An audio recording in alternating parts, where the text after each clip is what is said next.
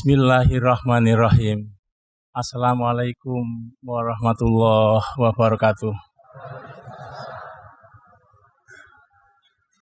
Subhanallah walhamdulillah wala ilaha illallah wallahu akbar wala haula wala quwata illa billahil azim. Rabbi sholli sotri wa yassirli amri wahlul min lisani yafqahu qawli.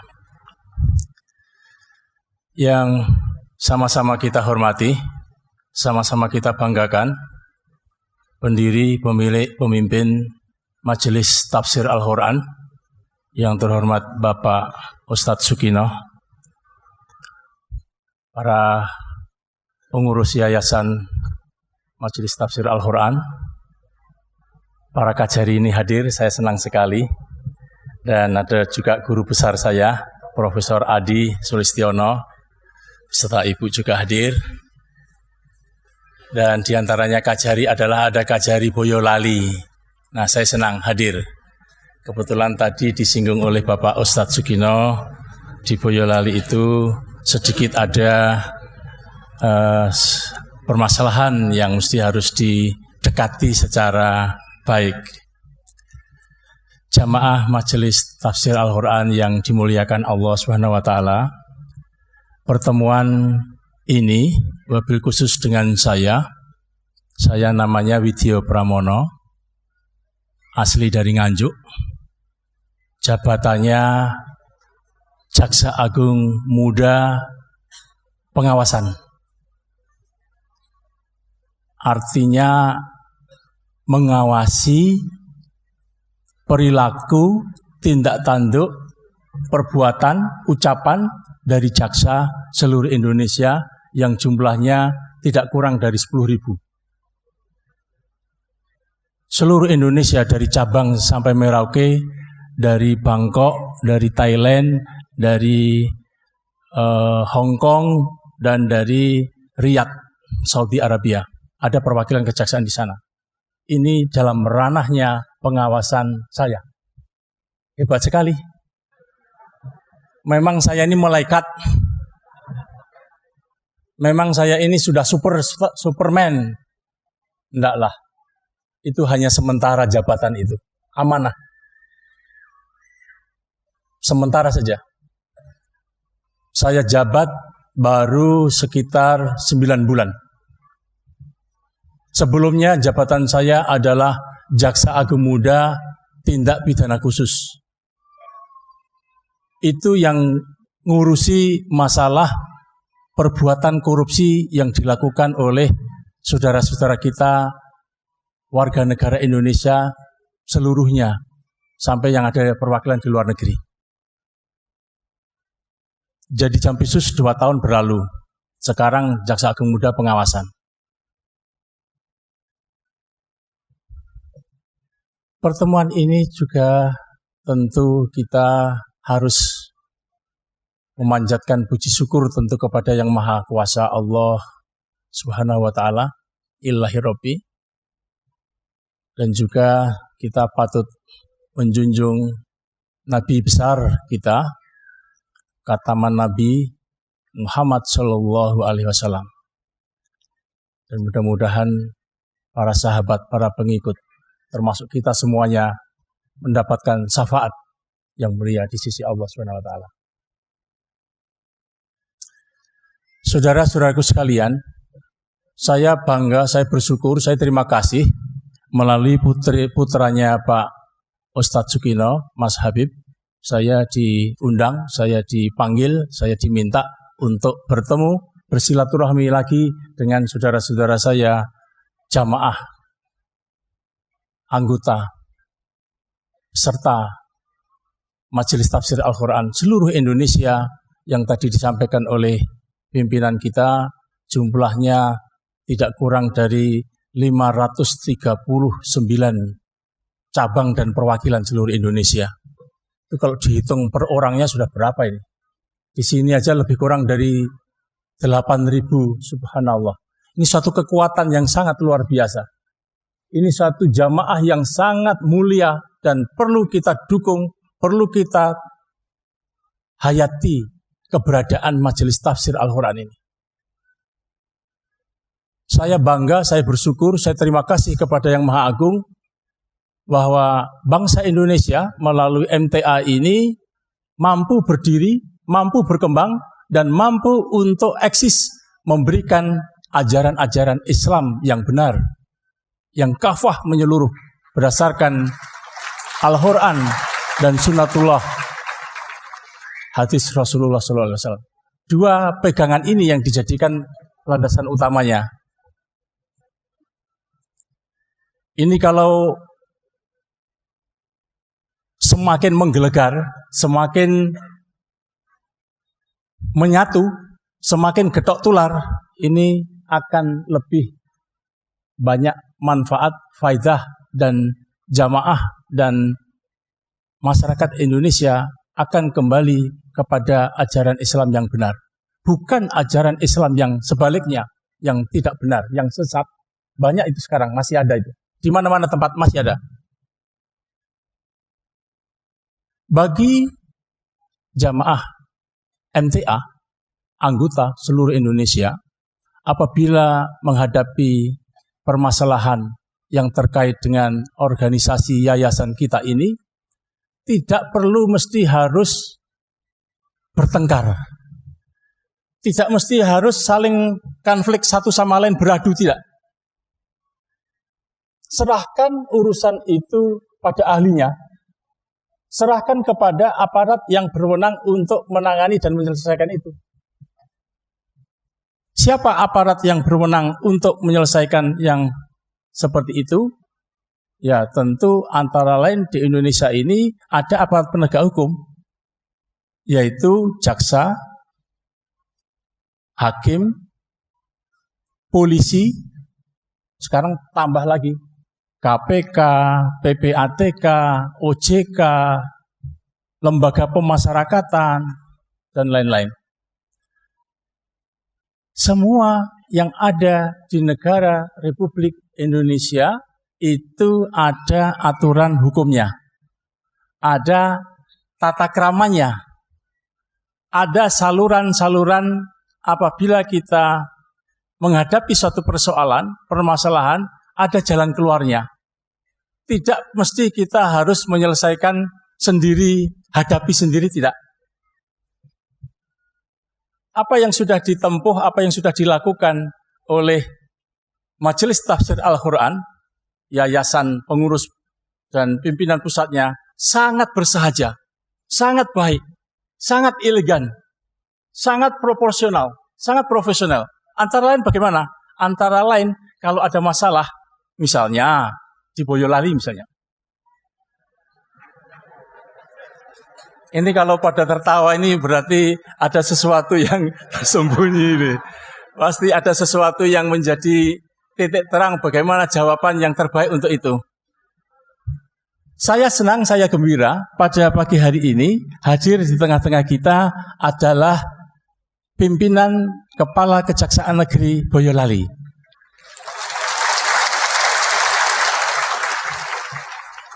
Coba saya ingin perkenalkan, saya ingin tampilkan keberadaan pimpinan Kajari Boyolali itu seperti apa, laki-laki apa perempuan. Yang jelas Kajari Boyolali sekarang adalah ibu-ibu. Nah, ini ada di belakang kita, di depan kita, menyapa dengan baik, dengan santun, dengan wais.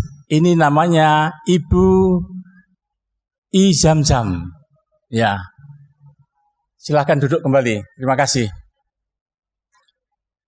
Ibu Zamzam ini aslinya dari Ujung Pandang, Makassar.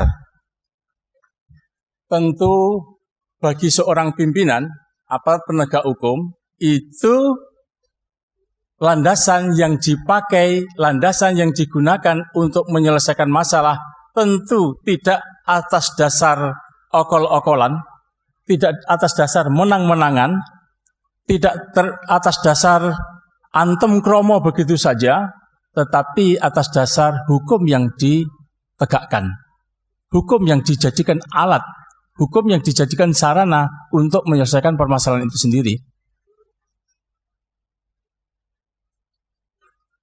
Mudah-mudahan hadirnya Ibu Kajari, Ibu Izamzam ini nanti wilayah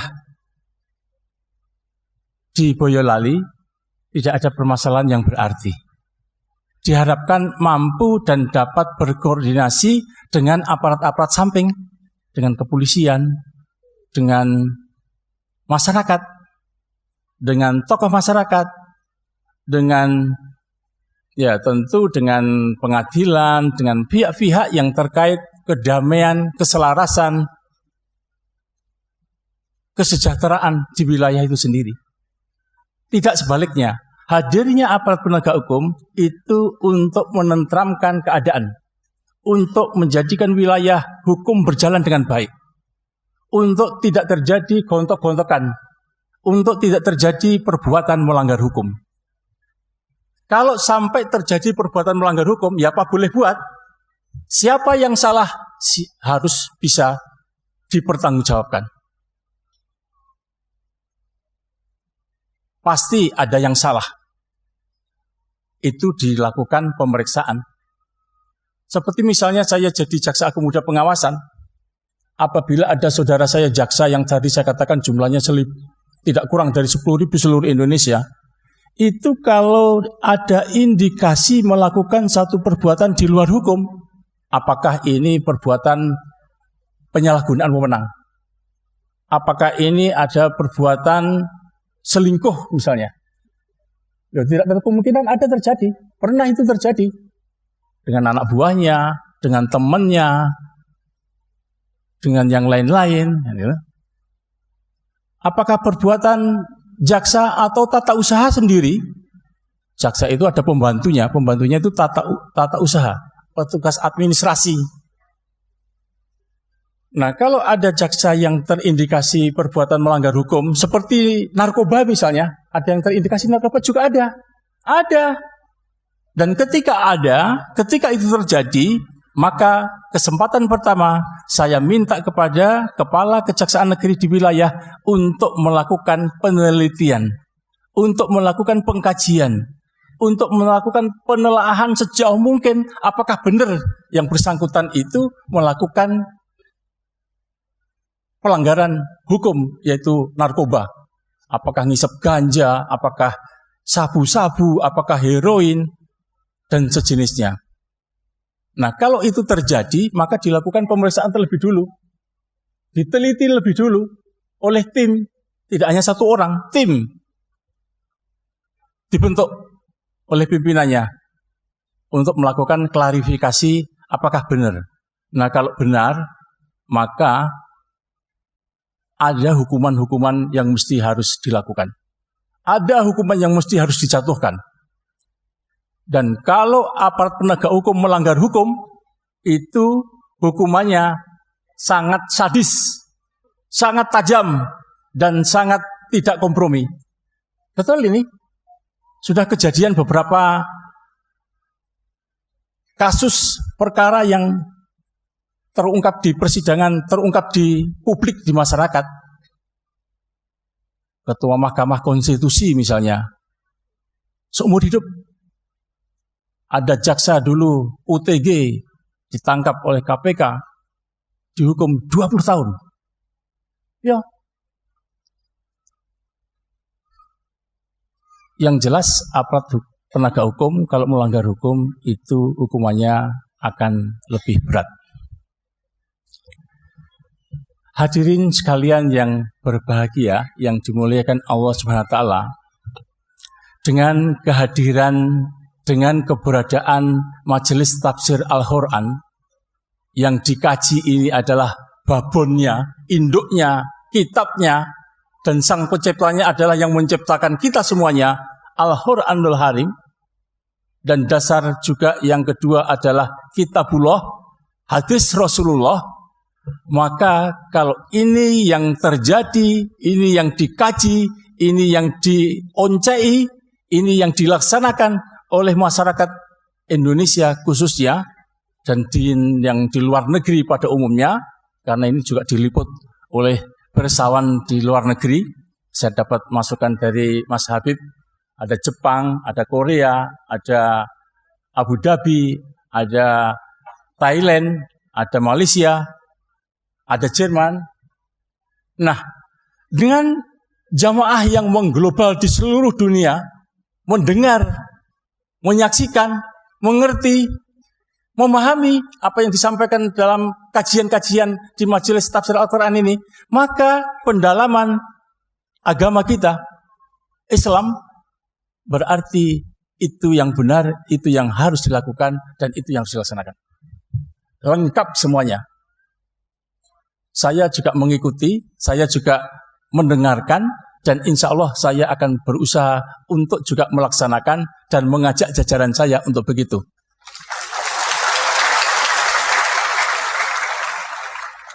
Kembali kalau sama-sama tepuk tangan, ini malaikat ini juga tepuk tangan dan mendoakannya yang terbaik ini. Masa tadi dikatakan oleh Pak Ustadz Sukino mau demo, mau demonstrasi, mau ngerusak Allahu Akbar lah, itu ya enggak benar ya. Enggak benar. Dengan yang benar diikuti melalui MTA inilah Bapak Ibu sekalian tidak rugi. Bapak Ibu sekalian, adik-adikku khususnya yang mengikuti siaran ini akan bersyukurlah, beruntunglah mendapatkan satu siraman, betul-betul siraman rohani yang betul-betul itu yang seharusnya kita ikutin. Mudah-mudahan kebiar, mudah-mudahan siar yang demikian ini menular terus dan dapat diikuti dan dilaksanakan bagaimana mestinya. Waktu yang tersedia bagi saya barangkali sampai jam berapa nih Pak Ustadz Sukino?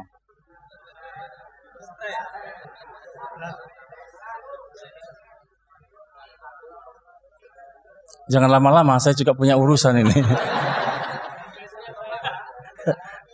Sampai selesai jam berapa? Wani piro.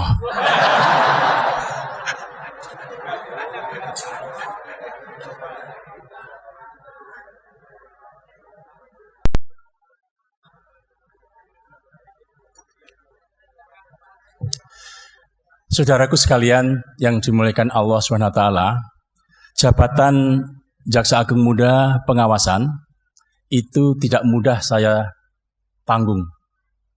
Tidak mudah saya laksanakan. Bagaimana saya mau mengawasi jajaran saya, tidak hanya jaksa yang 10.000, tetapi adalah juga tata usaha, bagian administrasi yang jumlahnya lebih dari 25.000. 25.000 seluruh Indonesia. Impossible, mustahil, nonsen kalau jajaran saya atau saya sendiri itu tidak lebih rapi, lebih disiplin, lebih mengikuti aturan, lebih menjadi percontohan. Mempunyai nilai-nilai lebih yang mesti harus dipunyai. Betul, ya. Untuk itulah maka saya lebih dulu sekarang atau yang sejak saya ditunjuk itu berupaya melakukan pembenahan diri secara dalam, secara tajam, secara menyeluruh. Dan secara bertahap, secara menyeluruh juga saya sempurnakan, saya lakukan untuk pembenahan-pembenahan di pusat, di daerah, dan di seluruh Indonesia. Bagaimana caranya? Ada caranya. Banyak jalan menuju ke Roma. Apakah benar saudara-saudara jaksa saya yang 10.000 itu jaksa yang baik, jaksa yang brilian, jaksa yang betul-betul ngikutin aturan yang sesungguhnya? Tidak. Tidak. Masih banyak juga saudara-saudara saya, juga saudara-saudara Bapak juga. Iya dong. Kita ini warga Indonesia yang satu, Bhinneka Tunggal Ika. Satu sama lain, wabil khusus Muslim itu bersaudara. Kalau satu sama lain bersaudara, hukumnya satu sama lain wajib untuk saling wattawasau bil haq, wattawasau bis sabr. Saling mengingatkan dalam kebaikan dan kebenaran.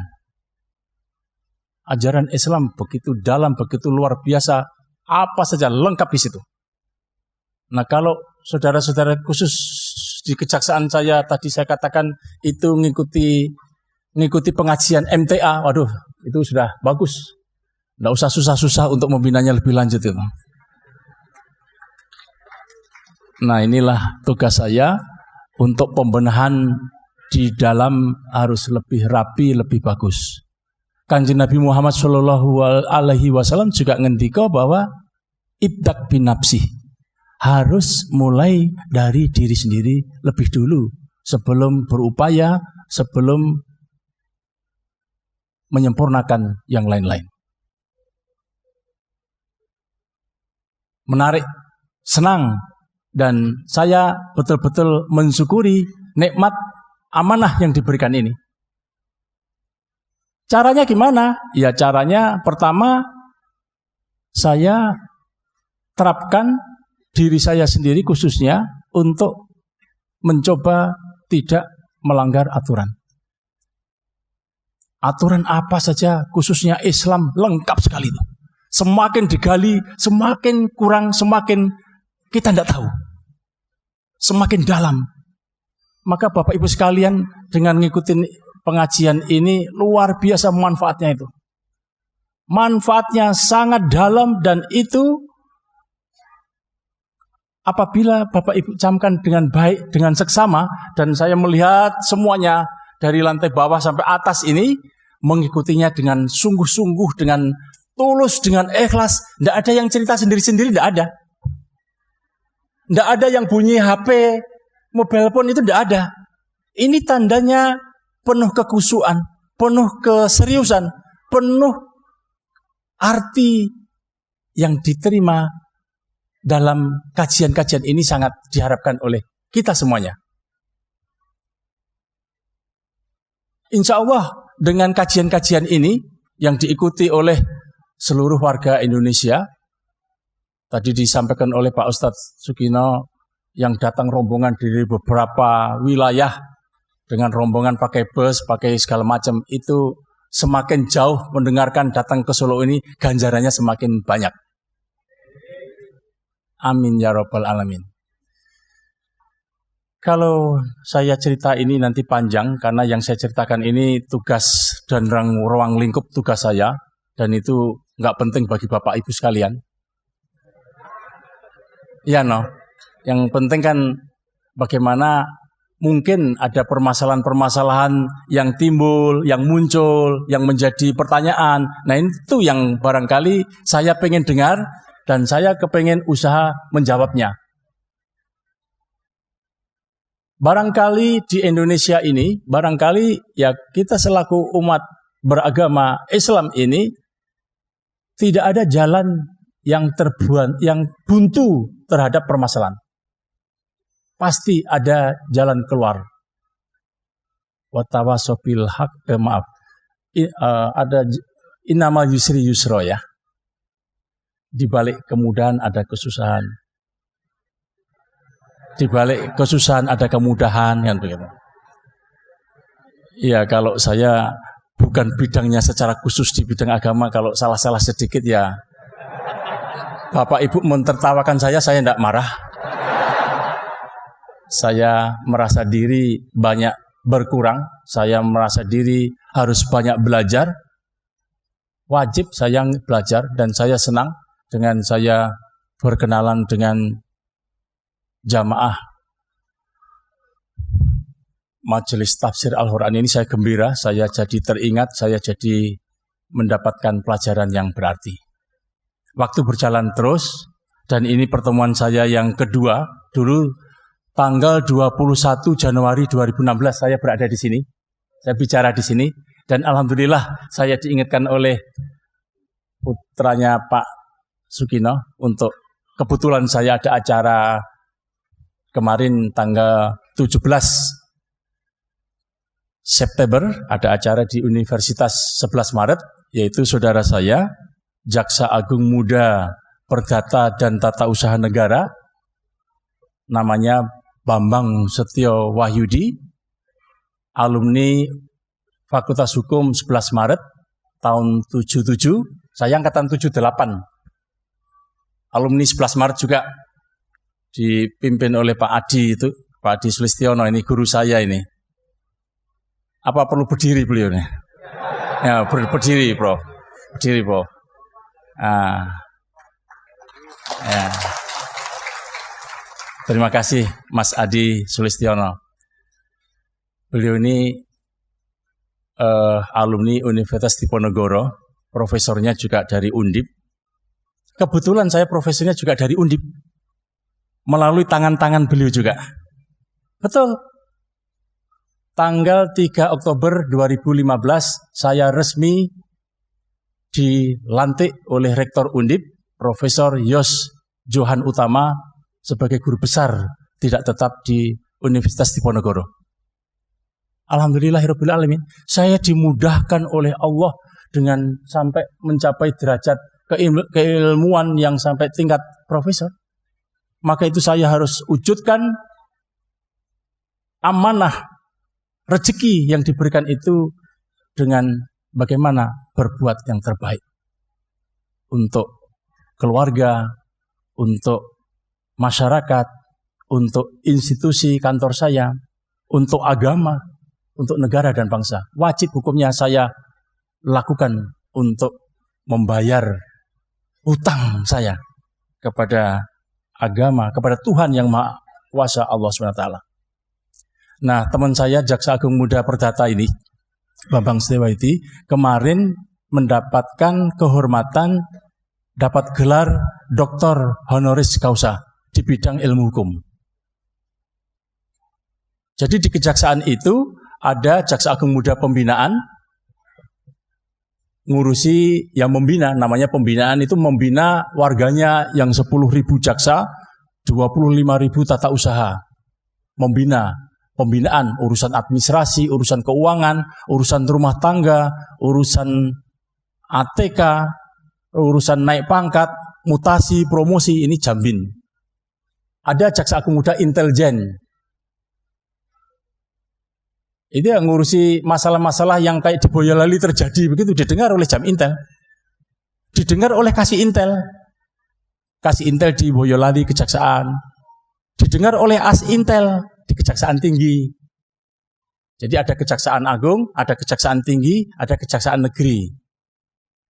Kejaksaan Agung pusatnya di Jakarta, mempunyai Jaksa Agung, mempunyai Wakil Jaksa Agung, mempunyai 6 Jaksa Agung Muda. Jaksa Agung Muda Pembinaan, Jaksa Agung Muda Intel, Jaksa Agung Muda Pidana Umum. Jaksa Agung Pidana Umum itu ngurusin apa? Ngurusin permasalahan-permasalahan hukum yang terkait dengan pidana umum. Pidana umum itu yang tergabung di dalam hukum pidana. Hukum pidana itu yang dulu pernah dioncein, pernah dibuka oleh Pak Ustadz Sukino, masih produk Hindia Belanda, zaman Belanda. 1941 itu kita pergunakan di Indonesia sampai sekarang. Itu urusannya Jaksa Agung Muda Pidana Umum, termasuk tindak pidana umum lainnya. Kemudian Jaksa Agung Muda Pidana Khusus, Jampitsus, yang 2 tahun yang lalu saya sempat menikmati tugas di situ. Lulus saya, aman, tidak ada masalah. Perkara korupsi di Indonesia itu luar biasa jumlahnya setiap tahunnya. Tidak kurang dari 1.500 perkara setiap tahunnya. Luar biasa. Kenapa kok masih sekarang perbuatan korupsi menggejala terjadi di Indonesia? Banyak permasalahan yang terjadi, banyak alasan-alasan untuk itu. Kemudian Jaksa Agung Muda Perdata dan Tata Usaha Negara. Nah ini yang kemarin oleh Rektor Universitas 11 Maret berdasarkan keputusan Menteri Riset dan Teknologi Profesor Natsir, teman saya ini dapat penghargaan Doktor Honoris Causa. Kemudian Jaksa Agung Muda Pengawasan. Ya saya ini. Hampir 1 tahun saya sandang.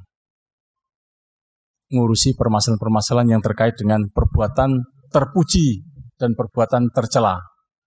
Nah kalau perbuatan terpuji ya hadiahnya, rewardnya, ya misalnya pangkat dinaikkan dengan baik, promosi dinaikkan dengan baik, dipindah tempat yang baik, mendapatkan kesempatan-kesempatan untuk pendidikan, dan lain-lain.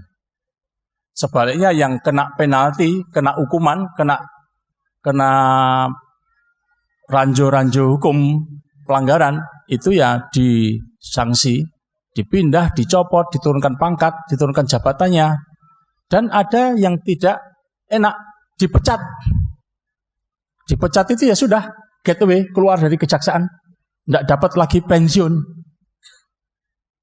Kalau dapat pensiun, itu namanya diberhentikan dengan hormat. Itu masih ada hak pensiun. Tapi kalau masih masa kerjanya sudah lama, kalau masa kerjanya baru sedikit ya tidak bisa. Yang namanya kalau diberhentikan tidak dengan hormat, ya itu sudah wassalamualaikum. Sudah tidak dapat hak pensiun, ya karena melakukan perbuatan tidak terpuji yang tidak terampuni. Misalnya kena ranjo hukum melakukan narkoba misalnya dihukum 5 tahun misalnya, ya sudah. Itu setelah menjalani 5 tahun ya sudah dikeluarkan dari kejaksaan. Tidak dapat hak pensiun. Sudah selesai. Hadirin sekalian, baik, saya akan coba minta kepada hadirin mungkin melalui saudara kami, saudara saya yang sebelah kanan untuk menampung pertanyaan-pertanyaan yang mungkin muncul dan saya akan coba untuk menjawab dengan baik pertanyaan-pertanyaan itu. Silakan menyebutkan nama, menyebutkan asal dan pertanyaannya. 39. 6. Ya, 396. Ya, depan satu udah. Silakan dimulai dari mic 39, disebutkan nama dan alamat yang jelas. Kemudian pertanyaan singkat. Bismillahirrahmanirrahim. Assalamualaikum warahmatullahi wabarakatuh. Waalaikumsalam. Nama saya Sukatmo, asal dari Karanganyar, 60 km dari Solo.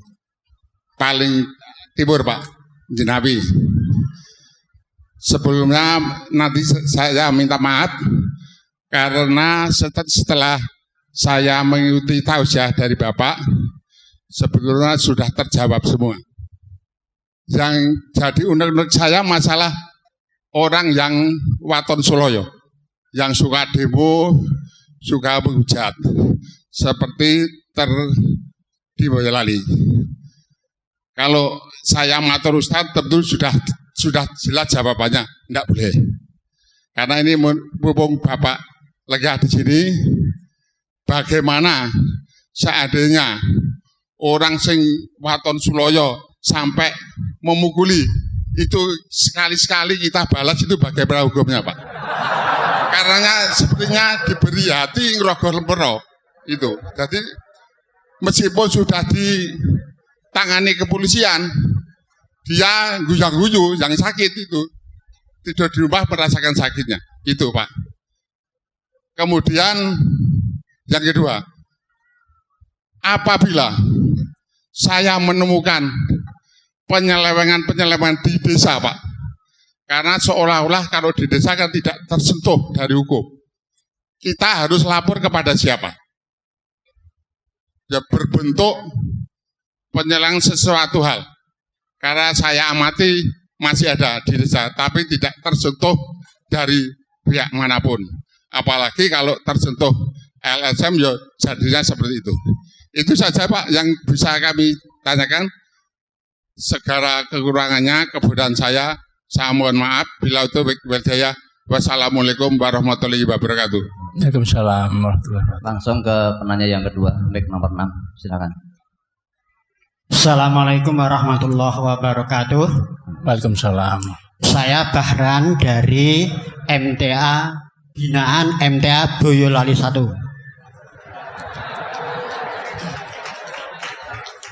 Ada 2 hal yang ingin saya sampaikan. Yang pertama saya tujukan kepada Bapak.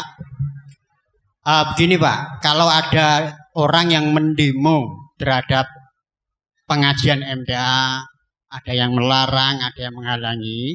Ini masuk delik aduan atau tidak, Pak? Kalau delik aduan harus bagaimana? Kalau itu bukan delik aduan harus bagaimana, gitu loh, Pak.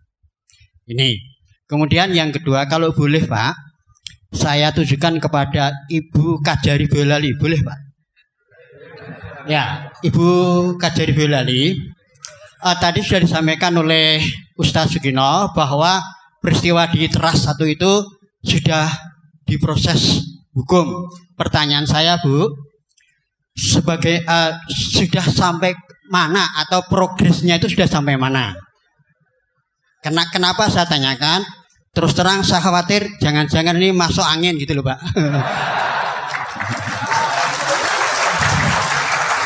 Kemudian yang kedua, Ibu, saya mohon saran atau pendapat Ibu, seharusnya khususnya warga Boyolali ini harus bagaimana terhadap sikap MTA ini gitu loh, Bu. Maksud saya pencegahannya supaya tidak terulang lagi peristiwa seperti itu gitu. Karena apa? Kalau saya melihat di Teras itu kan sudah berapa kali gitu loh, Pak, dihalang-halangi terus sudah. Ya, saya sendiri orang Boyolali ya bingung. Nah gitu loh, Ibu. Terima kasih. Sekian. Assalamualaikum warahmatullahi wabarakatuh. Berikutnya, mic nomor 16, silakan. Assalamualaikum warahmatullahi wabarakatuh. Waalaikumsalam. Perkenalkan, nama saya Pak Igus dari Ngemolong, Sragen. Alhamdulillah untuk pagi hari ini didatangi oleh Pak Jaksa Agung, dan untuk segala pemaparan dan penyampaian menyejukkan hati bahwasanya di Indonesia itu seakan-akan tidak ada masalah. Bahkan penjelasan dari Pak Jaksa Agung di depan majelis ini memang sesuatu hal yang luar biasa. Tapi kami yang di bawah, Bapak, banyak masalah-masalah yang berkaitan tentang kajian atau pengajian MTA yang dimana di beberapa tempat selalu menjadi masalah. Dan kejaksaan ini merupakan salah satu bentuk bagian hukum, baik dari kejaksaan, kepolisian, BPK, dan lain-lain, dan juga termasuk KPK. Ini yang perlu kami soroti secara tajam, dan kami laporkan terhadap Pak Profesor selaku Jaksa Agung, khususnya di Kajari Sragen. Di tahun 2014 bahwa di Mondoan itu ada salah satu kasus. Kita akan mendirikan tempat pengajian yang ada di Mondokan itu, tapi sampai sekarang tidak ada ketuntasan yang jelas.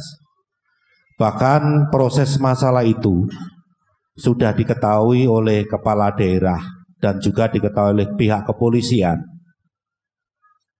Dan bahkan pada saat kita turun di lapangan, kepolisian itu juga menyaksikan, Kapolres juga menyaksikan. Tetapi semuanya itu tidak ada ketuntasan. Bahkan mestinya jaksa ataupun kajari yang ada di Kabupaten Sragen ini mendengarkan.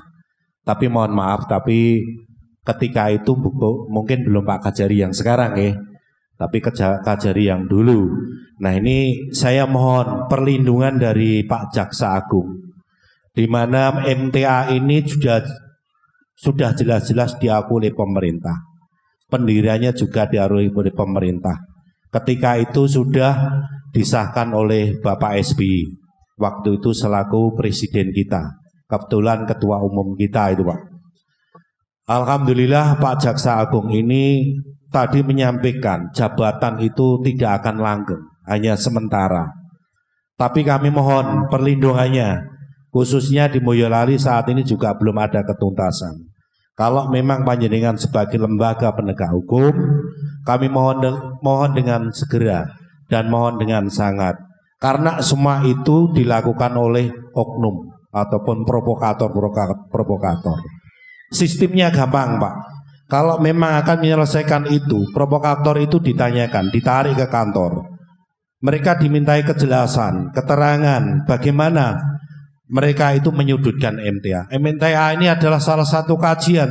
Mereka juga menganut Al-Quran dan hadis. Nah, untuk itulah Bapak Ibu sekalian, terutama Bapak Jaksa Agung, kalau di depan majelis ini mungkin banyak peserta. Intinya itu menyampaikan sesuatu kesejukan, tapi realitanya sampai sekarang belum ada ketuntasan. Demikian Bapak penyampaian saya. Wassalamualaikum warahmatullahi wabarakatuh. Silakan Pak Prof. Widyo bisa menjawab beberapa pertanyaan. Terima kasih. Ada 3 pertanyaan, 1 dari Pak Sukatno Karanganyar, 2 dari Pak Bahran Boyolali, dan 3 dari Mas Igus dari Sragen. Ya, Bapak anggota DPRD ya? Bagus. Itu tandanya pimpinan kepala daerah yang dipilih rakyat yang amanah itu. Menyampaikan permasalahan yang diharapkan ada solusi yang terbaik, tidak omong kosong kan gitu ya. Iyalah, saya pun juga berusaha menyampaikan di sini tidak asal omong kosong, tidak asal bullshit, tidak hanya NATO, no action, talking only misalnya. Ya, saya kalau begitu nanti kena azab itu, tidak boleh itu. Saya takut, maka itu saya juga berupaya untuk antara ucapan dan perbuatan itu insya Allah mudah-mudahan saya dibimbing, dituntun Allah untuk yang sama begitu. Keberadaan saya di sini, saya akan laporkan pada Jaksa Agung. Tadi disampaikan oleh Mas Igus, saya Jaksa Agung bukan. Saya Jaksa Agung Muda Pengawasan. Ada 6 Jaksa Agung Muda. Kenapa kok disebut Jaksa Agung Muda? Apa semuanya masih muda? Ya, itu istilah saja itu. Jaksa Agung Muda itu istilahnya ya pembantu Jaksa Agungnya lah. Deputy. Pembantu. Eselon 1. Eselon 1 macam saya ini, maka itu saya bersyukur ya. Bersyukur sekali. Tandanya saya bersyukur diperintah oleh Mas Habib. Saya laksanakan dengan baik.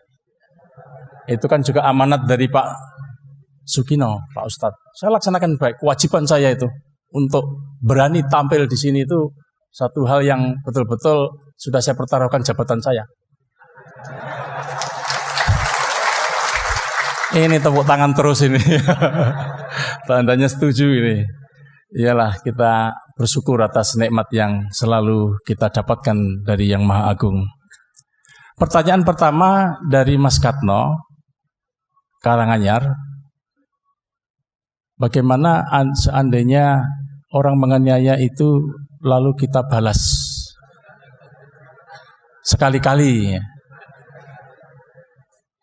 bukan setelah 3 kali baru seperti lagu itu. Pertanyaan yang kedua dari Mas Katno, apabila ada penyelewengan di desa, bagaimana cara melapornya kepada siapa? Bagus, pertanyaannya mendasar dan ini pertanyaan yang sangat menukik dan terjadi di mana-mana yang pasti harus dicari tahu jawabannya bagaimana yang terbaik. Jawaban yang pertama, yaitu permulaan tadi saya sampaikan bahwa negara kita ini negara hukum. Ikutilah aturan hukum itu. Ikuti tata cara yang berlaku yang ada di Indonesia. Tidak boleh kita orang nempiling langsung kita tempiling ganti. Kalau kebangetan ya boleh lah. Tetapi kalau baru sekali kejadian lalu kita balasnya lebih kejam, ya jangan. Tidak boleh itu. Laporkan saja. Harus berani melaporkan perbuatan yang menganiaya kita. Perbuatan yang melanggar hak asasi kita. Itu dilindungi oleh hukum dan dilindungi oleh undang-undang. Bisa itu. Dilaporin kok tidak ditanggapin. Ada caranya lebih lanjut. Yang melaporkan itu kan tidak hanya kenal sama polisi, kan juga kenal sama jaksanya. Ya. Kan punya pengurus MTA. Pengurus MTA yang paling tinggi, yang cabang, yang perwakilan kan ada. Nah ini itu turun itu. Persuasif, personal approach, pendekatan personal itu dilakukan. Ini laporan saya kok tidak ditindaklanjuti oleh Pak Polisi. Ini mungkin Pak Polisi juga mendengarkan dalam kajian ini. Saya senang, terbuka ini bagus. Kalau ada Pak Polisi yang bertanya, saya siap menjawab. Dan saling berkoordinasi yang terbaik. Jadi Mas Katno, tadi Ustadz kita Pak Sugino sudah menyampaikan, hendaklah tidak kita lakukan balas dendam seperti itu. Ada tata krama. Sampaikan sama pimpinan kita, ketua yayasan kita, untuk pendekatan-pendekatan secara wise, secara bijaksana. Pasti ada jalan keluar yang terbaik. Nanti kita dianiaya, kita diantem, lalu keroyokan kita hantem lagi, wah itu perkara tersendiri itu. Janganlah, jangan. Cara melaporkan itu ya tadi itu. Ada pasti jalan keluar melalui perwakilan-perwakilan itu dilakukan satu cara untuk menyalurkan unek-unek kita yang terbaik. Ini pertanyaan saya ini juga menjawab yang lain-lain. Seperti misalnya disampaikan Mas Igus tadi juga hampir sama. Dari Mas Bahran, orang yang mendemo menghalangi pengajian apakah termasuk delik aduan atau delik biasa. Yang jelas kalau menghalang-halangi, mendemo, rame-rame, yaitu perbuatan yang tidak terpuji itu. Perbuatan yang tidak baik itu. Perbuatan yang mesti harus ada jalan keluar untuk diselesaikan secara baik, benar, dan bijaksana. Tidak menimbulkan masalah. Jangan menyelesaikan masalah sampai timbul masalah. Seperti ada giumnya di Pegadian itu kan begitu. Menyelesaikan masalah, timbul masalah, jangan. Tanpa masalah. Jangan, kita hindarilah itu. Ada jalan keluar untuk itu. Untuk MTA Boyolali, terus terang saya secara pribadi, secara institusi, ketua yayasan, pimpinan yayasan sudah ketemu saya, dan membawa bukti juga berupa video kejadian adanya perbuatan tidak terpuji yang dilakukan oleh saudara kita di sana begitu. Khususnya di Boyolali. Nah, karena ruang lingkup Jambas itu tidak mengurusi yang begitu, maka saya kasihkan Jaksa Agung Muda Pidana Umum, Pak Nur Rahmat namanya. Nah, nanti Pak Nur Rahmat akan koordinasi dengan pihak-pihak yang terkait untuk menyelesaikan dengan itu. Ya, Mas Habib, gitu caranya. Tidak mesti harus langsung antem kromo, tidak. Acara-cara Islami itulah yang harus kita lakukan. Pendekatan face to face, persuasif, temu antara pimpinannya diundang seperti tadi Mas Igus menyampaikan, selaras, seimbang, koordinasi yang baik kita bangun, kita satukan, pasti itu akan ada jalan keluar yang bisa dilakukan. Saya mengharapkan permasalahan-permasalahan yang Boyolali, Sragen, tidak ada masalah barangkali Mas. Ini yang penting bagaimana ada kepedulian kita, ada satu keseriusan kita, ada jemput bola dari kita untuk menyelesaikan masalah di antara apa yang terkait penyelesaian masalah itu. Yang jelas saya tahu persis MTA ini adalah satu kajian Islam yang benar yang ada di Indonesia, Republik Indonesia. Pak Presiden SBY, Pak Presiden sekarang, Pak Joko Widodo, merestui itu. Saya yakin, saya percaya, bukan sekedar yakin, aku yakin. Itu tinggi, ketingkatan yang tertinggi kan hakul yakin. Toh. Yakin, ainul yakin, hakul yakin kan gitu. Kayak Ustadz aja. Ya insya Allah lah, saya juga berusaha ke sana.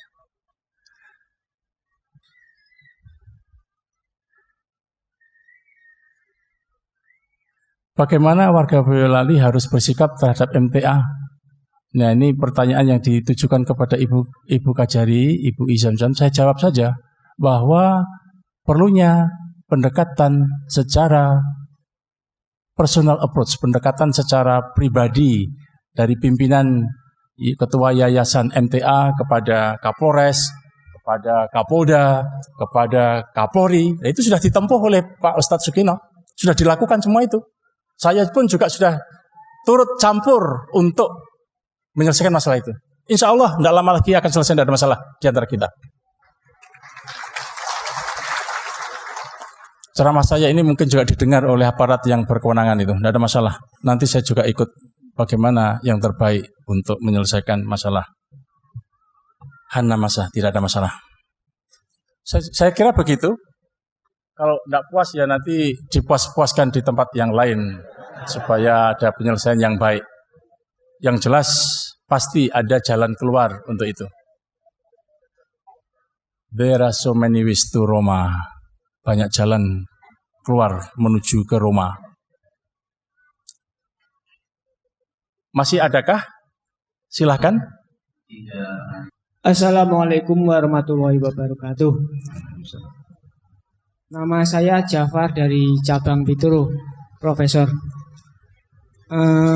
Yang mau saya tanyakan itu yang tadi Profesor mengatakan masalah hukum itu menjadi panglima atau perdamaian. Kadang-kadang saya itu bingung kalau di masyarakat itu masalah perdamaian itu kalau pelanggaran suatu hukum itu malah justru malah damai. Bahkan panglima hukum itu yang tahu itu malah secara tidak langsung di belakang itu ikut mengayomi. Tetapi kalau yang menurut saya tapi bukan pelanggaran hukum. Di kampung itu ada yang memelihara anjing, justru penjabat desa itu mengajak saya untuk mendemo itu yang memelihara anjing. Nah itu saya bingung kalau kayak gitu. Kalau pelanggaran suatu perjudian itu malah damai, tapi kalau yang bukan pelanggaran hukum itu malah, nah itu yang mau diikuti yang mana? Kalau mau melapor, saya pernah pengalaman melapor. Itu dulu waktu pasca Pituro itu di demo, rombongan Mas Tony itu mau ketemu sama Kapolseknya waktu saat itu. Katanya sekretarisnya itu mau baru pergi ke Polres. Ternyata itu kan rumah saya itu depannya warung. Ternyata setelah saya pulang itu kok Polseknya itu nongkrong di warung itu.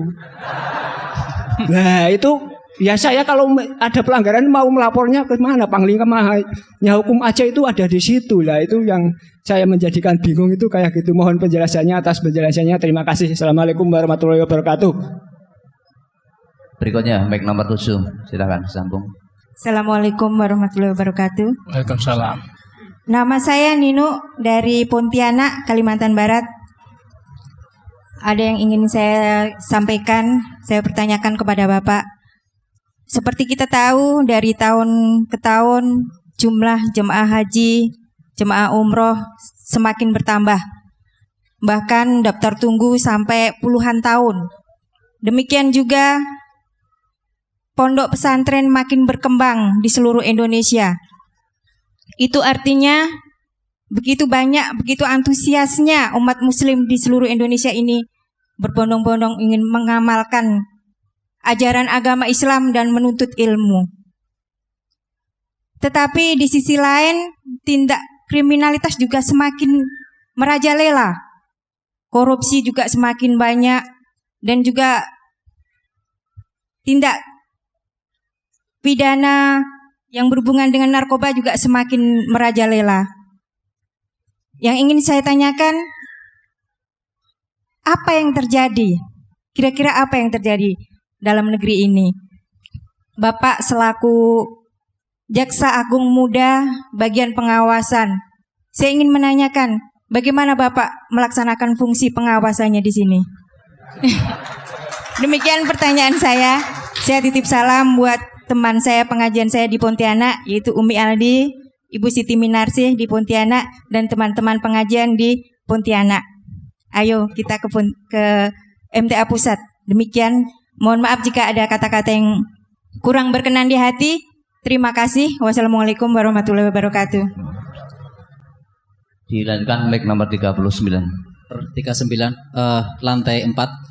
Profesor, saya dari Peturuh tadi Pak Jafar juga. Nama saya Suroso Margo, saya pengurus di sana. Menurut peraturan bahwa pengajian itu tidak memerlukan izin.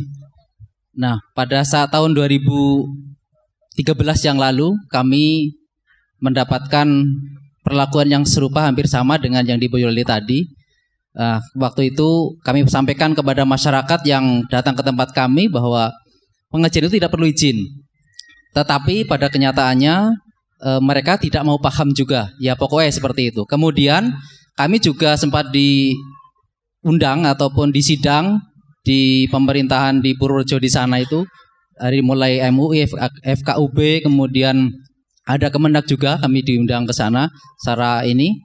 Nah, mereka juga menyarankan agar pengajian itu berhenti dulu seperti itu. Nah, ini kan dari tingkat pimpinan sendiri di sana itu juga tidak paham bahwa pengajian itu tidak perlu izin dan harusnya didukung seperti itu. Nah, ini sebenarnya pengertian tidak perlu izin itu seperti apa, mungkin bisa dijelaskan dari profesor sehingga saudara-saudara kita yang belum paham mengenai ini tidak kemudian berbuat anarkis sedemikian rupa sehingga hal-hal yang baik itu akan seolah-olah ditenggelamkan oleh perbuatan yang jahat seperti itu. Dan kemudian kalau tadi profesor sudah mendapatkan rekaman dari Boyolali mengenai kejadian di sana, apakah sudah mendapatkan juga dari yang kejadian di Purworejo? Barangkali itu juga bisa menjadi gambaran bagaimana situasi pengajian-pengajian itu yang dihalangi sehingga ke depan pengajian-pengajian yang mengajak kepada perbuatan baik itu bisa dimunculkan lebih banyak lagi sehingga perbuatan yang menghalang-halangi itu bisa diredam walaupun sedikit demi sedikit. Terima kasih. Silakan Prof untuk bisa menjawab 3 penanya. Ya, terima kasih kepada Mas Jafar Purworejo, Ninu dari Pontianak, dan yang terakhir Mas Suroso Margo dari Purworejo. Hampir senada pertanyaannya. Jawabannya juga sederhana saja. Terhadap permasalahan yang timbul, yang terkait dengan perizinan, yang terkait dengan pelanggaran hukum, yang terkait dengan tindak pidana, ini semuanya ada aturan main yang harus dilakukan, yang harus dijalankan, yang harus dipatuhi.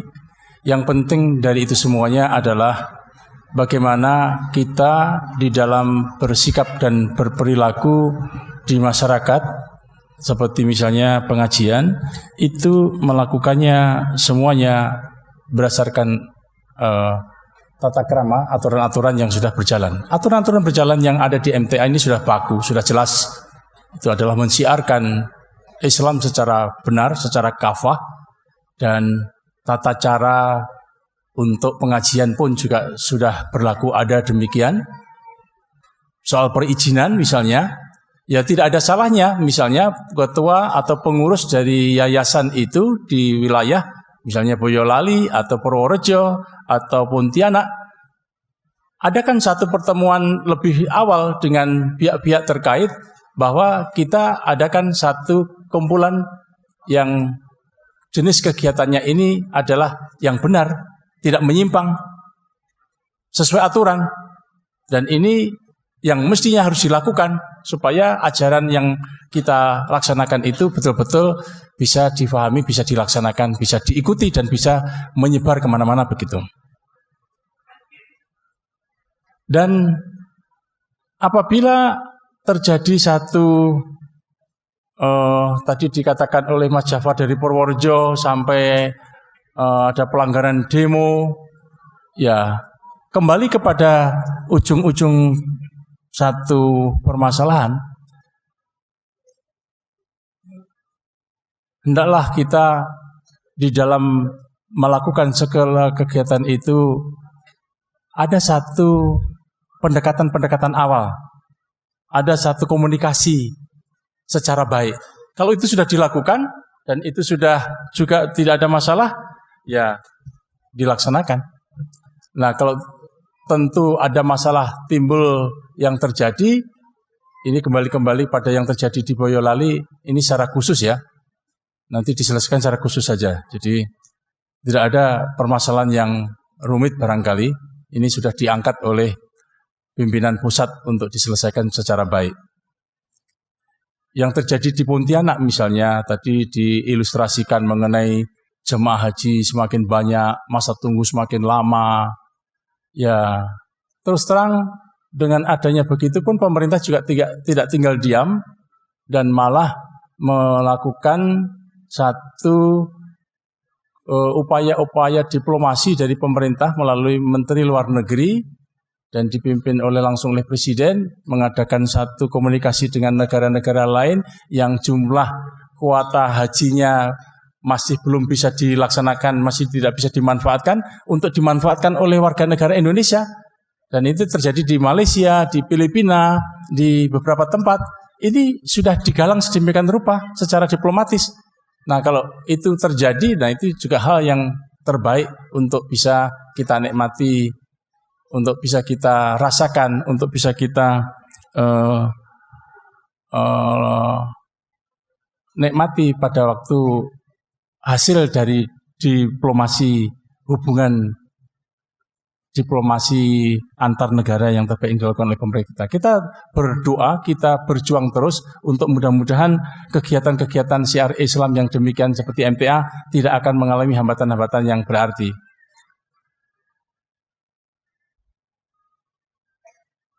Ya, kenapa tindak pidana atau kejahatan semakin merajalela, semakin terjadi di wilayah Republik Indonesia, disinggung oleh Ibu Nino dari Pontianak, dan apa yang dikerjakan oleh Jambas?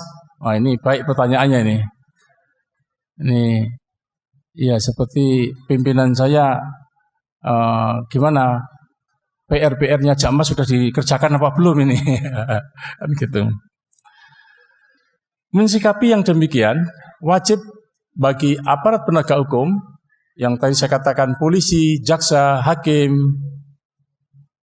KPK, PPATK, BPK, BPKP untuk berfungsi sebagaimana mestinya, untuk bersinergi sebagaimana seharusnya, untuk bekerja sama secara cepat, akurat, tepat, dan bertanggung jawab terhadap kinerjanya.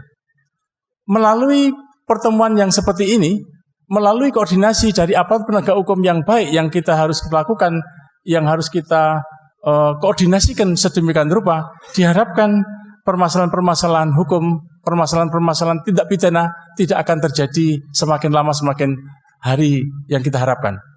Dengan semakin banyaknya, semakin meriahnya, semakin berkembangnya majelis tafsir Al-Quran, ini tentu akan berpengaruh terhadap masyarakat sekeliling untuk tidak terjadi hal-hal seperti itu. Aparat penegak hukum yang tadi saya sebutkan mesti harus bertanggung jawab, mesti harus amanah, mesti harus melaksanakan tugas sebagaimana seharusnya. Tidak boleh aparat penegak hukum malah melanggar hukum itu sendiri. Tidak boleh aparat penegak hukum malah memperjualbelikan hukum, memperdagangkan hukum, menjolimin warganya sendiri, menganiaya warganya sendiri. Tidak boleh. Nah, kalau itu terjadi dan masyarakat tahu, wajib hukumnya meluruskan. Caranya meluruskan bagaimana? Ada tata caranya. Tata caranya ya tadi melalui saluran hierarki secara bertahap itu disampaikan. Jangan putus asa terhadap permasalahan-permasalahan penting, susah yang tidak bisa diselesaikan. Harus berupaya sedemikian rupa, terus-menerus jemput bola untuk permasalahan itu secara pelan tapi pasti bisa diselesaikan. Kelihatannya ngomongnya gampang tapi ngelakonannya yang angel. Sebenarnya enggak. Saya sampai bisa menikmati hidup seperti saya dengan jabatan, dengan derajat yang diberikan Yang Maha Kuasa begini, rasa-rasanya bagaimana tergantung kitanya untuk mampu dan dapat dan ikhlas dan terus-menerus untuk berupaya bagaimana yang terbaik, bagaimana menyelesaikan persoalan-persoalan yang timbul dan tenggelam itu bisa dikoordinasikan, disinkronisasikan, dikomunikasikan sedemikian rupa. insya Allah dengan upaya-upaya pendekatan kita, silaturahim kita yang seperti ini misalnya, permasalahan-permasalahan kita bicarakan, permasalahan-permasalahan kita singgung, permasalahan kita upayakan pendekatan secara baik di antara pihak yang terkait dalam penyelesaian masalah dengan pihak-pihak yang berwenang juga untuk menyelesaikannya, insya Allah akan menemui titik terang, akan menemui jalan keluar, akan menemui jawaban yang bagaimana yang kita harapkan yang terjadi.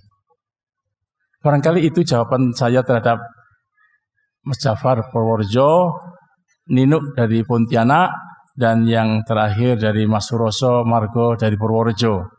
Dulu Kejaksaan Negeri Purworejo itu saya yang meresmikan itu. Kantor Kejaksaan Negeri Purworejo saya yang meresmikan, besar sekali gedungnya, bagus. Dan pada waktu saya menjadi Kepala Kejaksaan Tinggi Jawa Tengah tahun 2010 sampai 2011, 1 tahun di sana. Demikian pertanyaan-pertanyaan saya coba untuk jawab. Mudah-mudahan bisa diterima dengan baik dan bisa menjadi jalan keluar yang diharapkan akan terjadi sekarang dan akan datang yang baik. Oke, masih adakah? Assalamualaikum warahmatullahi wabarakatuh. Perkenalkan, nama saya Suyud dari cabang Musuk Boyolali. Ini dari Boyolali lagi nih Pak. Pada tahun 2012 yang lalu kami dari cabang Musuk itu mendirikan mendirikan gedung maksud kami. Dan sebelumnya dari pengurus kami sudah menemui ketua RT di lingkungan tersebut yang mau dibangun gedung, dan ketua RT tersebut mengizinkan silahkan mendirikan. Itu pertama. Kedua, juga menemui Pak Lurahnya, kepala desanya, juga mengatakan silahkan. Cuma waktu itu kebetulan dari pihak pengurus tidak secara tertulis, hanya secara lisan. Terus kami mendirikan gedung, ya meskipun belum selesai sampai sekarang masih terbengkalai. Ini jadi PR-nya Ibu Kejari Boyolali, nanti tolong diselesaikan. Dan waktu itu kebetulan saya sendiri datang ke dinas pengurusan, yakni di Kesbangkolimas Boyolali, dan saya konsultasi dengan pihak yang berwenang bahwa kami mau mendirikan gedung pengajian. Nah, itu bagaimana? Terus beliau bilang, cuma waktu itu saya lupa namanya, enggak saya catat. Untuk gedung pengajian tidak perlu memerlukan izin di lingkungan sekitar. Dan saya membawa kertas itu, belangko dari tempat perizinan tadi, saya bawa ke tempat pengurus dan saya sampaikan. Dengan berbekal itu semua, maka kami mendirikan gedung tersebut. Tapi apa yang terjadi? Ketika pembangunan sudah berlangsung sekitar 2 bulan, nah kami didatangi sama Satpol PP Pak. Satpol PP dikatakan bahwa tolong pembangunan gedung dihentikan dulu karena ada permasalahan sedikit katanya. Setelah beberapa hari kemudian kami diundang ke ke Muspika kecamatan. Jadi bersama masyarakat, bahwa intinya kami di stop untuk melaksanakan gedung. Ya alhamdulillah gedung itu meskipun belum jadi 100%, kalau untuk buat ngaji sebenarnya ya udah bisa. Di situ kami dikatakan bahwa kami tidak punya izin. Ya memang betul kalau memang tidak izin secara tertulis. Tetapi kami bukti yaitu cuma Allah Subhanahu wa taala. Itu di situ Kesbangkolimas mengatakan bahwa setiap bangunan gedung untuk pengajian harus izin di sekitar. Dan beliau mengatakan membawa bukti itu yang baru sekitar 1 bulan dibuat oleh pemerintah Boyolali. Jadi gedung kertas yang lama itu, peraturan yang lama itu katanya sudah tidak berlaku. Ini dalam jangka waktu tidak kurang dari lebih 2 bulan. Itu peraturan sudah berubah. Dan untuk melanjutkan harap membuat izin secara tertulis, yaitu mengetahui masyarakat. Ya perlu kita ketahui bahwa masyarakat itu tidak setuju. Itu tolong bagaimana jalan keluarnya, tolong diselesaikan seperti di Bentangan. Jadi di Musuk juga pengen diselesaikan juga. Begitu Pak yang kami sampaikan. Terima kasih. Ini PR buat Ibu Kejari Boyolali. Terima kasih. Dari Bapak Suyut Boyolali. Kalau untuk mendirikan gedung secara fisik, gedung apa rumah itu hukumnya ada aturannya, yaitu harus mendapatkan izin mendirikan bangunan. Ini wajib. IMB itu harus dilakukan, itu persyaratan formal legal yang mesti harus diikutin. Ya diikutin saja untuk itu Pak Suyut. Nah, mengenai kembali kepada kegiatan yang terkait dengan Majelis Tafsir Al-Quran di Boyolali, apakah betul-betul ini dilarang di sana? Apakah betul-betul pemerintah tidak menghendaki di situ, Pemda? Rasanya kok enggak.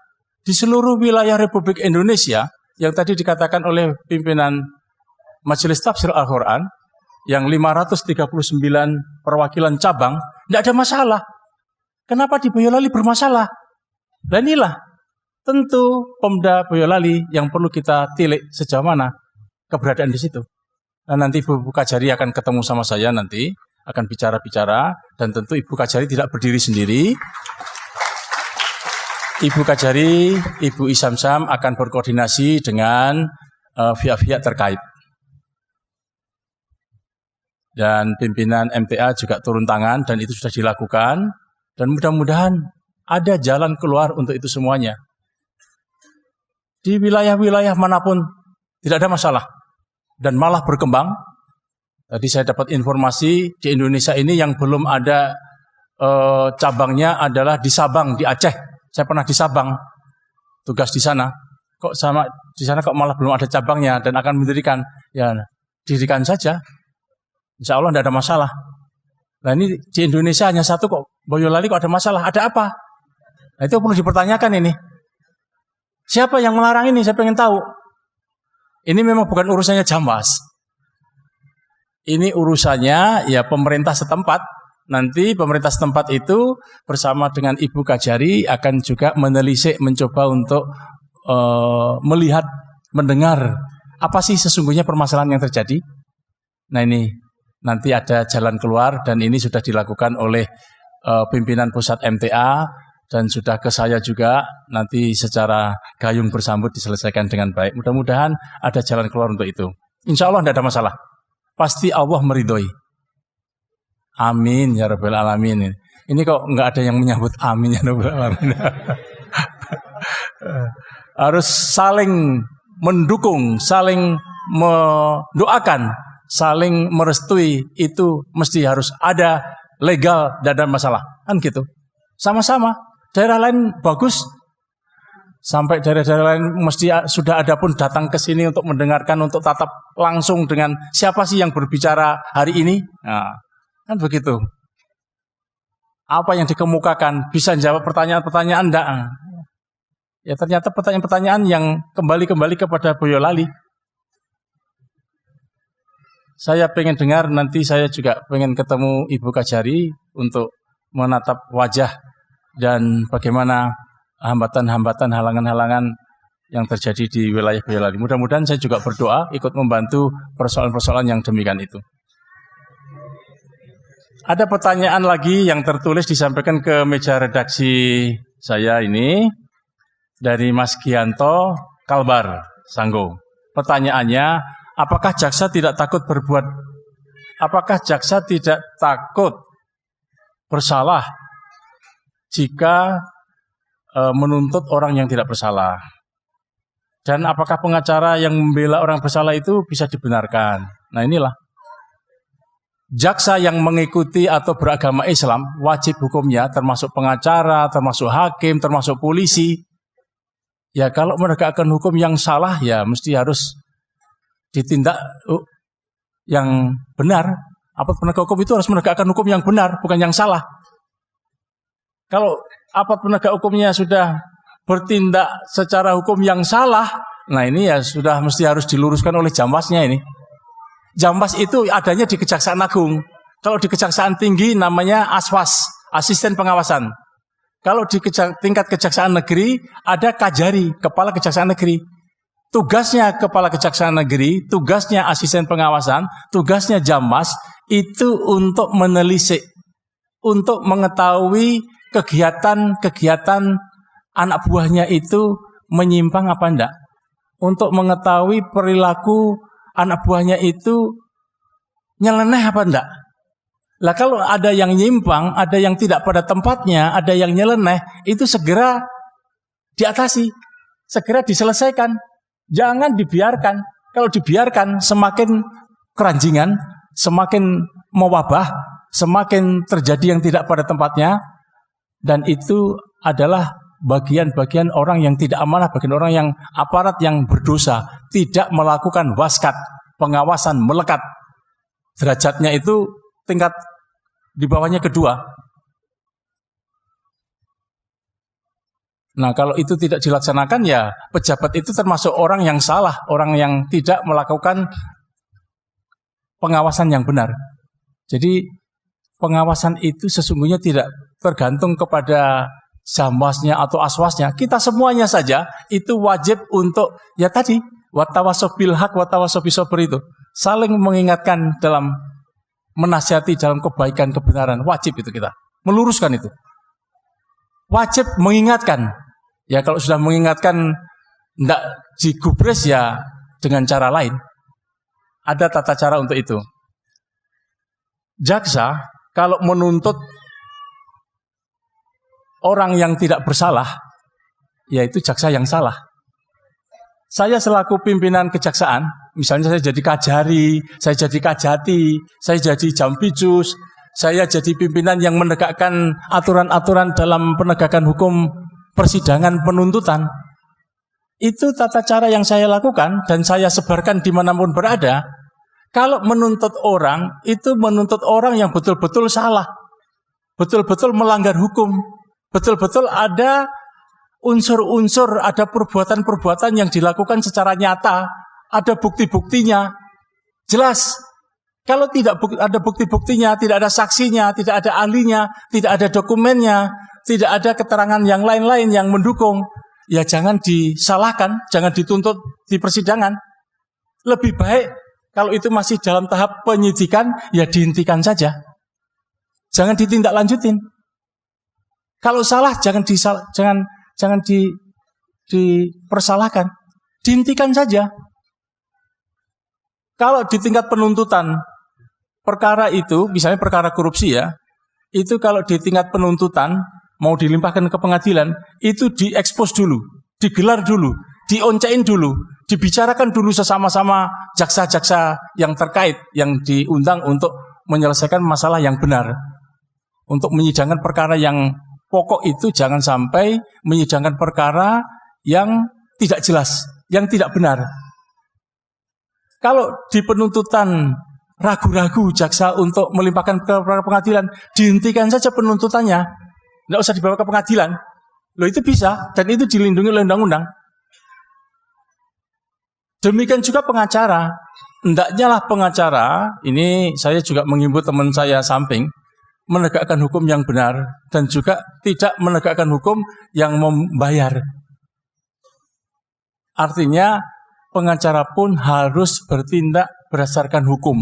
Yang salah-salah, yang benar-benar. Jangan yang salah karena membayar lalu dipertahankan untuk menang. Nah ini ya tidak betul itu. Dan orang yang demikian termasuk bagian orang yang menjolimin. Orang yang menjolimin itu, orang yang menganiaya itu doanya sangat makbul. Doanya sangat didengar. Dan doanya sangat diijabah oleh Allah Subhanahu wa Ta'ala. Ya, pertanyaan demi pertanyaan sudah saya jawab dan waktunya pun juga sudah cukup bagi saya dan masih ada ya. Terima kasih. Saya Umi Hasanah dari Pacitan.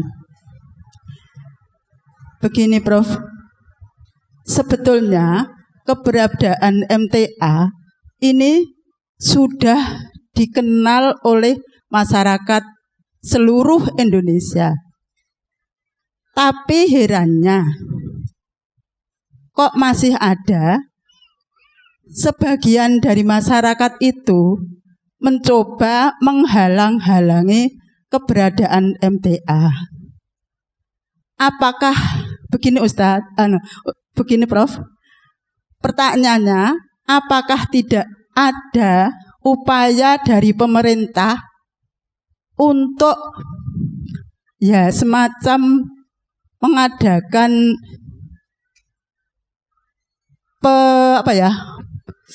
mufakat, musyawarah dari organisasi Islam, karena biasanya yang mendemo atau mencoba menghalang-halangi itu adalah orang-orang Islam sendiri.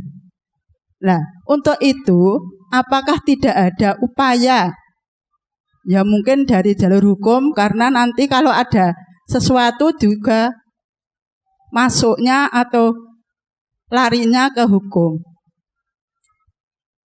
Jadi begini tadi, apakah tidak ada upaya musyawarah dari pemimpin-pemimpin organisasi sehingga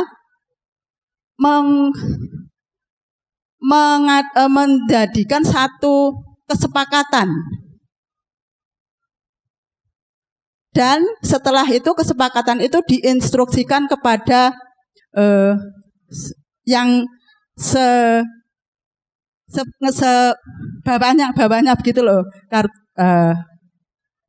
seperti itu. Terima kasih. Berikutnya disambung mic nomor 6, silakan. Assalamualaikum warahmatullahi wabarakatuh. Perkenalkan nama saya Rahayu Astuti dari perwakilan Rembang, Jawa Tengah. Maaf, jangan ditertawakan, ini memang sesungguhnya, Pak. Begini, Prof. Begini, saya terus terang belum puas apa yang tadi ditanyakan oleh Bapak Bahran tadi tentang perkembangan kasus yang ada di Teras, Boyolali. Nah, karena kesempatan ini kebetulan Ibu Kajari hadir, mohon untuk pertanyaan Pak Bahran tadi, sejauh mana perkembangan kasus di Teras itu ditangani. Jadi kami terus terang yang lainnya itu menghendaki jawaban yang konkret, sehingga apabila mana terjadi kasus-kasus seperti itu kita bisa mengantisipasi. Yang kedua, selama ini MTA itu kan sudah secara legal formal, secara hukum sah resmi. Namun kenapa di sana sini masih terjadi demo, dan mereka yang mendemo itu kenapa tidak ada semacam tindakan sehingga mereka itu jera dan kapok, sehingga tidak akan mempengaruhi ataupun tidak akan berkembang kepada tempat-tempat yang lain. Sehingga kami ini di dalam mengaji itu betul-betul tenang, Pak. Kami ini bukan mencari yang lain, tapi mencari kebenaran sesuai Quran dan Sunnah. Sekali lagi, kalau boleh diperkenalkan, sehubungan saat ini Ibu Kajari Boyolali hadir, maka kami berharap Ibu Kajari untuk memberikan sepatah dua kata-kata tentang kasus Teras di Bogor itu. Mohon maaf Ibu Kajari, sekali lagi terima kasih atas jawabannya. Akhir kalam, assalamualaikum warahmatullahi wabarakatuh. Ya, sebelum Ibu Kajari, Ibu Izamzam memberikan jawaban atau bertegur sapa, karena Ibu Kajari ini baru ya, sehingga biar menyapa jamaah Majelis Tafsir Al-Quran di seluruh wilayah Republik Indonesia dan di luar negeri bisa melihat, bisa menatap wajahnya Ibu Kajari yang baru, Boyolali. Dan sebelum itu saya jawab pertanyaannya Ibu Umi Hasanah yang dari Pacitan. Tadi apakah tidak ada upaya dari pemerintah untuk bagaimana supaya perjalanan syiar yang dilakukan oleh MTA itu tidak mengalami kendala? Sesungguhnya kan bagus-bagus jalan-jalannya toh. Bagus, seperti di Solo dengan hadirnya jamaah seperti ini yang saya melihat wajahnya wajah senyum, wajah surgawi, dengan wajah yang tenang, wajah yang penuh kekhusyuan mengikuti kajian-kajian Al-Quran, Sunnah Rasul, semuanya dengan penuh perhatian. Saya hakul yakin itu merupakan doa supaya syiar Islam itu semakin baik dilakukan oleh MTA ini. Ini kan hanya Boyolali saja toh. Di antara ribuan pulau di Indonesia, tidak ada masalah. Tidak ada masalah. Pasti ada jalan keluar untuk itu. Pemerintah tidak akan tinggal diam, khususnya pemerintah Boyolali. Jadi saya mengharapkan permasalahan yang ada di Boyolali kita turut mendoakan mudah-mudahan segera tidak ada permasalahan yang timbul. Meskipun diserahkan juga ya Pak Ibu Agus. Tidak ada masalah, saya yakin dan saya turut berjuang, turut berdoa untuk MTA menggelegar dan sangat bermanfaat keberadaannya dan memberikan satu warna Islami di negeri tercinta Republik Indonesia. Kepada saudara saya, Kajari Boyolali, Ibu Izamzam, saya persilahkan untuk berdiri dan menyapa pada kita sekalian dan menjawab pertanyaan dari Bapak Rahayu Astuti, namanya bagus sekali ini. Dan tidak usah dipertanyakan kenapa namanya begini. Ya kita mesti harus menghormati orang tuanya Pak Rahayu Astuti, memberikan nama yang baik. Silakan Mbak Izazam. Bismillahirrahmanirrahim. Assalamualaikum warahmatullahi wabarakatuh.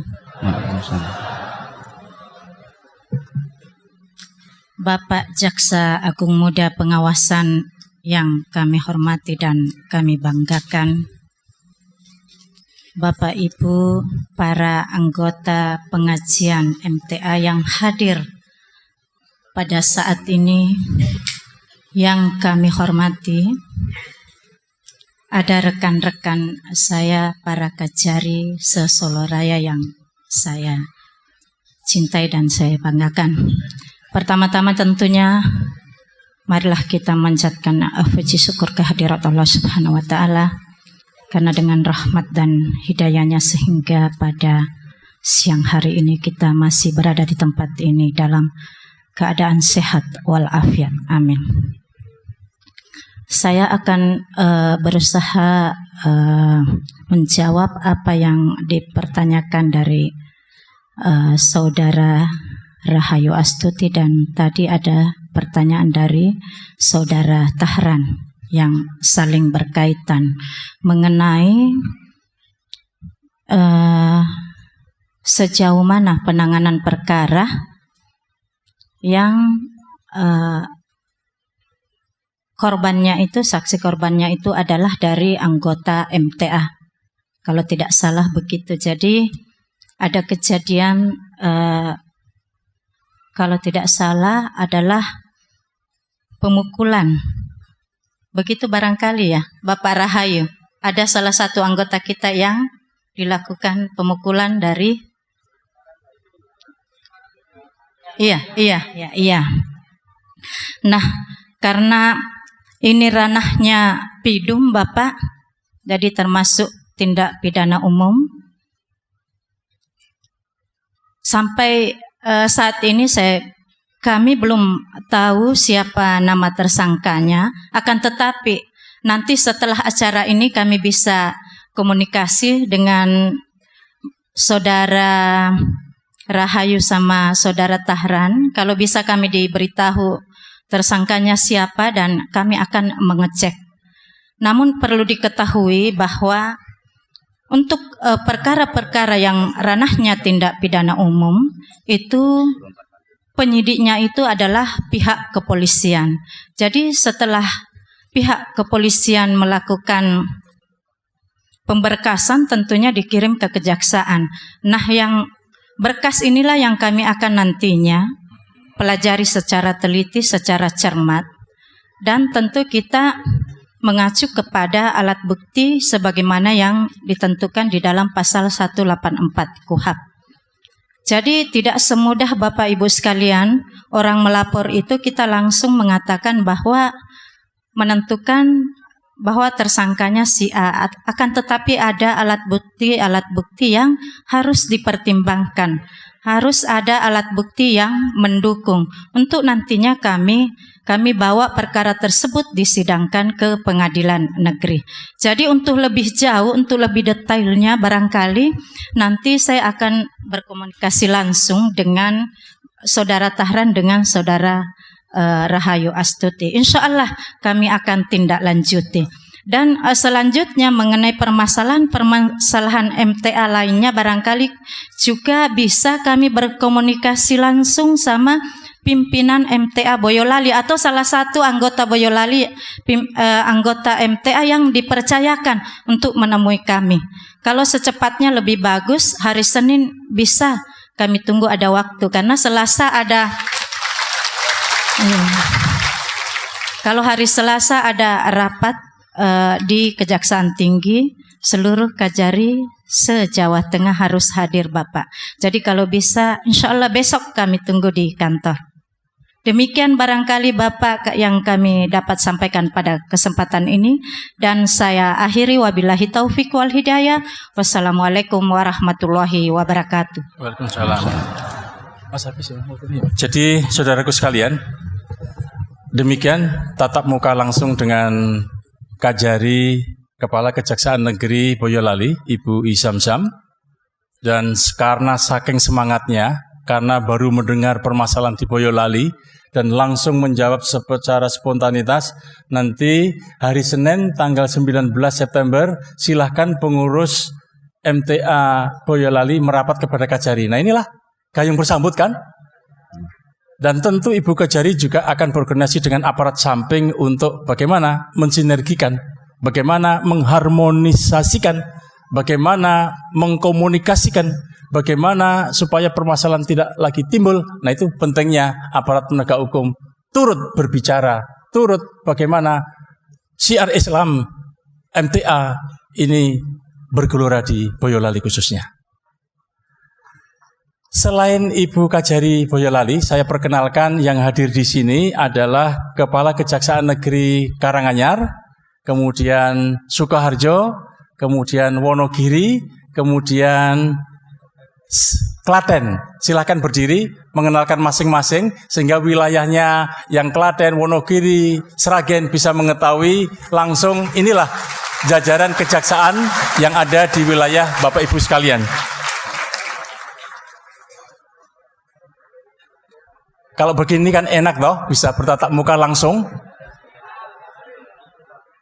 Nah, mandap ke sana membelakangi Jambas nggak apa-apa. Assalamualaikum warahmatullahi wabarakatuh. Saya perkenalkan nama Sugeng Haryadi, Kepala Kejaksaan Negeri Klaten.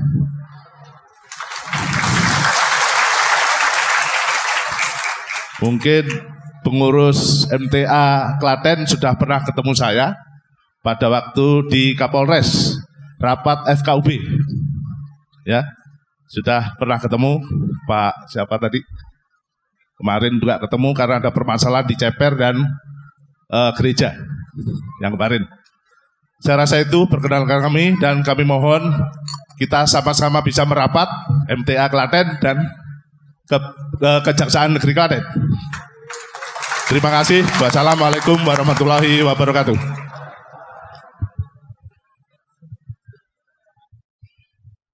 Assalamualaikum warahmatullahi wabarakatuh. Saya Kepala Kejaksaan Negeri Sukoharjo. Nama saya Agustinus Wiono. Sudah 1 tahun saya di Sukoharjo. selama ini untuk MTA Sukoharjo senantiasa aman dan setiap undangan dalam FKUP senantiasa hadir. Dan kami sangat senang sekali di dalam kerukunan umat beragama di sana. Dan setiap kemarin pada saat adanya deklarasi anti radikalisme dan terorisme, semua sanggup berkayu sanggup untuk melaksanakan di Stadion Sukoharjo. Saya kira itu yang perlu saya sampaikan. Assalamualaikum warahmatullahi wabarakatuh. Bismillahirrahmanirrahim. Assalamualaikum warahmatullahi wabarakatuh.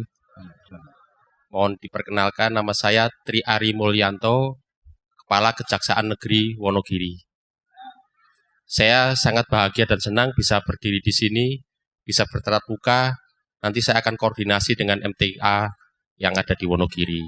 Suatu catatan bahwa kehadiran aparat penegak hukum dalam kegiatan MTA, berarti MTA tidak ada lagi problem di bidang hukum. Saya yakin itu, kehadiran itu. Saya juga akan mendukung untuk mensosialisasikan, memberi pemahaman tentang MTA. Barangkali itu, akhir kata wassalamualaikum warahmatullahi wabarakatuh. Assalamualaikum warahmatullahi wabarakatuh. Perkenalkan, nama saya Teguh Subroto. Saya menjabat sebagai Kepala Kejaksaan Negeri Karanganyar. Saya juga asli dari Solo, Bapak. Nah, tadi ada pertanyaan mungkin bagaimana melaporkan dana desa dari Karanganyar ada, Pak. Jadi saya tambahi jawaban dari tadi Bapak Jamwas bahwa sosialisasi Kejaksaan Negeri Karanganyar terhadap penggunaan dana desa sudah dilaksanakan di 17 kecamatan, Bapak. Nah, juga Kejaksaan seluruh Indonesia membuka pelayanan hukum secara gratis, Pak. Jadi nanti Bapak mungkin ada waktu kita layani, Pak. Nah, kemarin sudah digulirkan masing-masing desa itu ada 300 juta masing-masing desa. Nah, ini mari sama-sama kita awasi, Bapak. Baik dari warga sendiri maupun dari aparat penegak hukum khususnya kejaksaan. Ya, mungkin itu yang perlu saya sampaikan. Aidul kalam. Wassalamualaikum warahmatullahi wabarakatuh.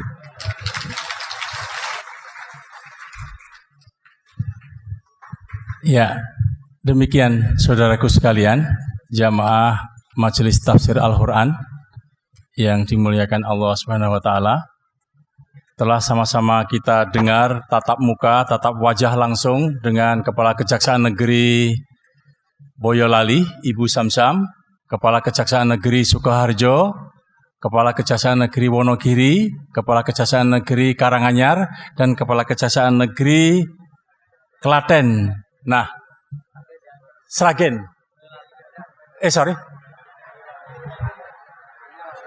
Sragen tidak hadir, sorry ya. Solo juga tidak hadir, pamit ada tugas. Jadi tugas jaksa antara lain adalah memberikan bin matkum, pembinaan, penyuluhan, penerangan hukum kepada masyarakat, baik diminta maupun tidak. Nah, pertanyaan-pertanyaan Bapak Ibu sekalian, sekiranya ada, bisa ditanyakan langsung datang ke kejaksaan. Bisa juga minta perlindungan hukum kepada kejaksaan. Nah, ini tugasnya jaksa antara lain. Di samping jaksa itu tugasnya satu, melakukan penuntutan perkara di persidangan, adalah juga melakukan penyidikan perkara korupsi, perkara pelanggaran HAM berat, perkara pajak, perkara tidak pidana perairan, dan tidak pidana yang lain. Dan juga memberikan tadi bin matkum, pembinaan masyarakat taat hukum melalui penyuluhan hukum, penerangan hukum, dan juga yang terakhir Jaksa Agung Pak Prastyo itu membentuk tim pendampingan kepada pejabat pemerintah untuk bagaimana tidak takut di dalam penggunaan anggaran pemerintah daerah, supaya tidak keliru, supaya tidak kena ranjau-ranjau penyalahgunaan penggunaan hukum, penggunaan keuangan yang tidak benar. Nah, ini bisa minta pendampingan kepada kejaksaan. TP4D, tim pendampingan pengawalan pembangunan pemerintahan. Nah, didampingi oleh jaksa, tidak bayar, gratis, tidak dipungut biaya. Nah, adalah juga memberikan penyuluhan-penyuluhan hukum, datang ke sekolahan, datang ke masyarakat, atau didatangi tidak ada masalah. Jadi welcome, silahkan datang dan akan dicari jawaban-jawaban yang secara profesional. Bapak Ibu sekalian, karena waktulah yang bisa saya bertemu, bertatap muka, bersilaturahim dengan Bapak Ibu sekalian, dan saya minta maaf selama waktu yang ada tadi, kiranya ada manfaatnya apa yang saya sampaikan, dan saya mohon maaf kalau ada salah-salah, itu datang dari saya sendiri, kalau yang benar itu tentu dari Yang Maha Agung. Dan sekali lagi terima kasih atas perhatiannya, dan semoga perjalanan Majelis Tafsir Al-Quran ini betul-betul sangat memberikan dampak, sangat memberikan arti, sangat mewarnai, dan sangat membentuk melaksanakan ajaran Islam yang benar bagaimana yang seharusnya. Saya berdoa, saya berjuang juga untuk MTA semakin menggelora, semakin bermanfaat. Demikian, terima kasih. Wassalamualaikum warahmatullahi wabarakatuh.